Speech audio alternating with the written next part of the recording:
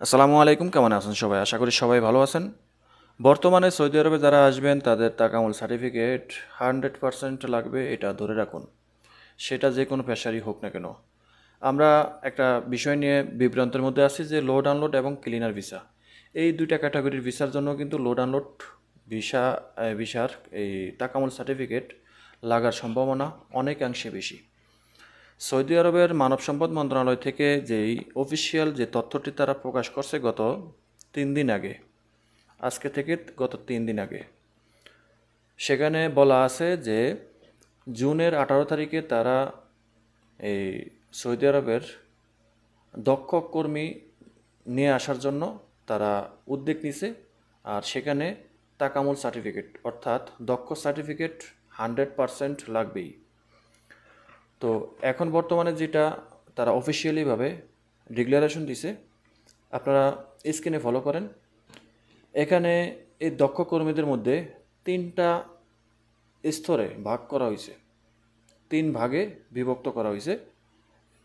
একটা হলো high category, high professional, এবং দ্বিতীয়ত হলো স্কিল, আর তৃতীয়ত হলো বেসিক। এই যে 3টা ক্যাটাগরি, এই 3টা ক্যাটাগরির ব্যাখ্যা যদি আমি আপনাদেরকে বলি, প্রথমে হলো উচ্চ দক্ষতা, অর্থাৎ ডাক্তার, ইঞ্জিনিয়ার, তারপরে আপনার শিক্ষক, ম্যানেজার, ক্যাশিয়ার, এগুলো হলো আপনার উচ্চ দক্ষতা। ঠিক আছে, এদের বেতনটা সৌদি সরকার নির্ধারণ করে দেবে। এবং স্কিল ক্যাটাগরি যেটা, সেটা হলো যে দক্ষ কর্মী, অর্থাৎ আপনি সৌদি আরবে আসার জন্য যেই ক্যাটাগরি ভিসাটাই নেন না কেন, আপনি সৌদি আরবে কোন ক্যাটাগরিতে আসবেন, ইলেকট্রিশিয়ান, প্লাম্বার বা আদার অন্যান্য টেকনিক্যাল কাজের জন্য আসবেন, সেটা হলো স্কিল ক্যাটাগরি। এবার আসি বেসিক ক্যাটাগরি কোনটা। বেসিক ক্যাটাগরি আমরা সাধারণভাবে বুঝি যে লেবার ক্যাটাগরি, বেসিক কাজ। যেমন আপনি সৌদি আরবে যে কোনো লেবার ক্যাটাগরির ভিসা দিয়ে আসবেন, তো লেবার ক্যাটাগরির ভিসার মধ্যে কিন্তু এই যে লোড আনলোড, ক্লিনার ভিসা, এটাও কিন্তু পড়ে। তো এখানে যেহেতু এটা যে কোনো দেশের কর্মক্ষেত্রে 3টা স্তরই থাকে, একটা হলো হাই ক্যাটাগরি, একটা হলো মিডল, একটা হলো লো। তা হাই ক্যাটাগরি হলো যে মানে ডাক্তার, ইঞ্জিনিয়ার, শিক্ষক, এগুলা হচ্ছে আপনার হাই ক্যাটাগরি, হাই প্রফেশনাল। আর আপনার স্কিল ক্যাটাগরি হলো যে আপনি দক্ষ কর্মী, প্র্যাকটিক্যালে এবং টেকনিক্যালে আপনি দক্ষ কর্মী, সেটা হলো স্কিল। আর বেসিক যেটা, সেটা হলো নর্মাল লেবার ক্যাটাগরির মধ্যে পড়ে। লেবার ক্যাটাগরির মধ্যে এখন হতে পারে আপনি লোড আনলোড ভিসা দিয়ে আসবেন, সেখানেও কিন্তু আপনার সার্টিফিকেটটা এখন 100% লাগার সম্ভাবনা আছে।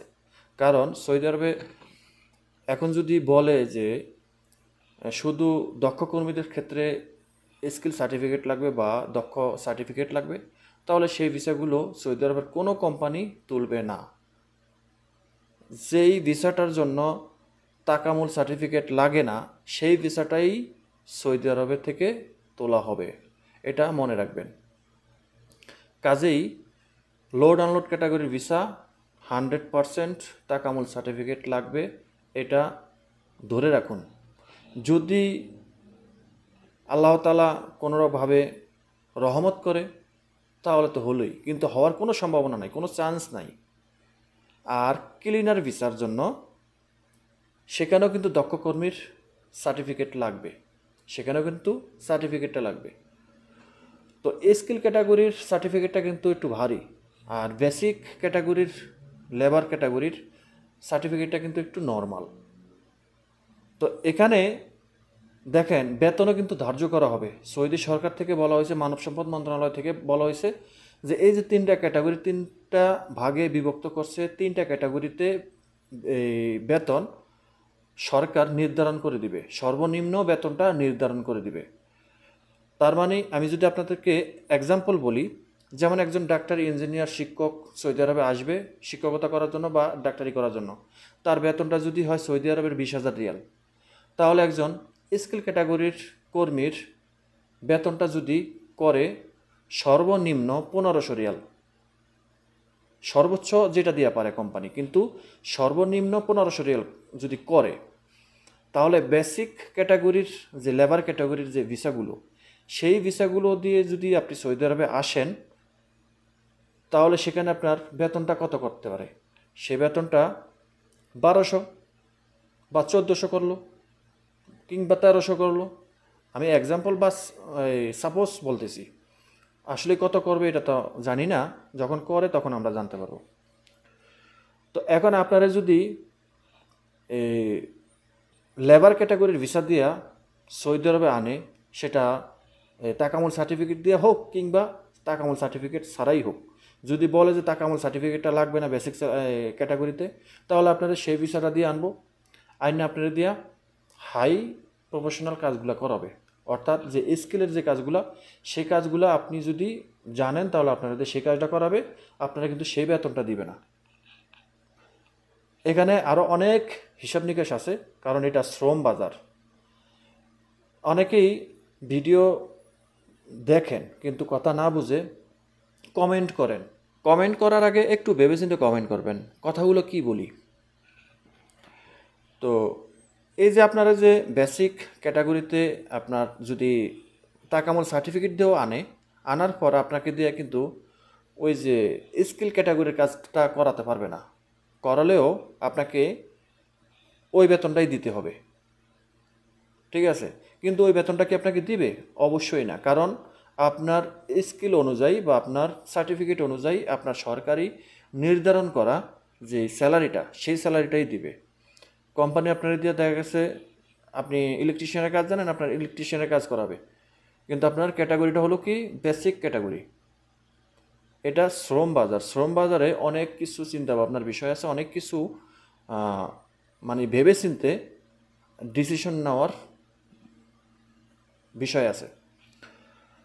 তো বাংলাদেশ থেকে এখন বর্তমানে এই যে লোড আনলোড এবং ক্লিনের ভিসা, এটা নিয়ে তো আমাদের সবচেয়ে বড় মাথা ব্যথা। আপনি ধরে রাখুন, আমি বারবার বলি, আপনি ধরে রাখুন, ক্লিনার ভিসায় যদি কোনো রকম ছাড় দেয়ও, কিন্তু আপনাকে লোড আনলোড ক্যাটাগরির ভিসায় কোনো রকম ছাড় দিবে না।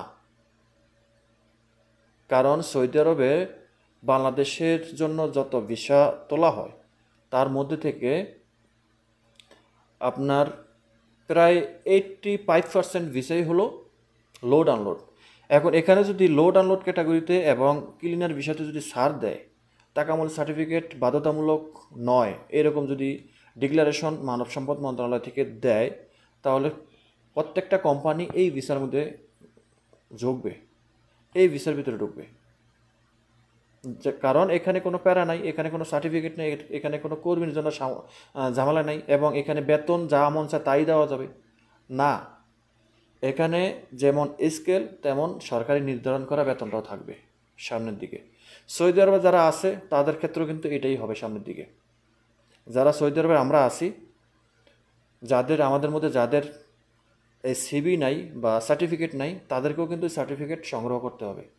তো এগুলোর মধ্যে থেকে হয়তো ক্লিনার ভিসাটাকে একটা সুযোগ সুবিধা দিতে পারে, আবার না দেওয়ার সম্ভাবনা আছে, যেহেতু ক্লিনার ভিসাটা এইটা একটা বিজনেস প্ল্যাটফর্মের ক্যাটাগরির ভিসা।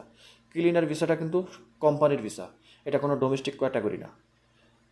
আর শেষ কথা হলো যে, যারা জিজ্ঞাসা করেন যে ডোমেস্টিক ওয়ার্কারদের জন্য এই রুলস আছে কিনা, না, ডোমেস্টিক ওয়ার্কারদের জন্য এই ধরনের কোনো পদক্ষেপ, কোনো রুলস, কোনো আইন কানুন কিছু নাই।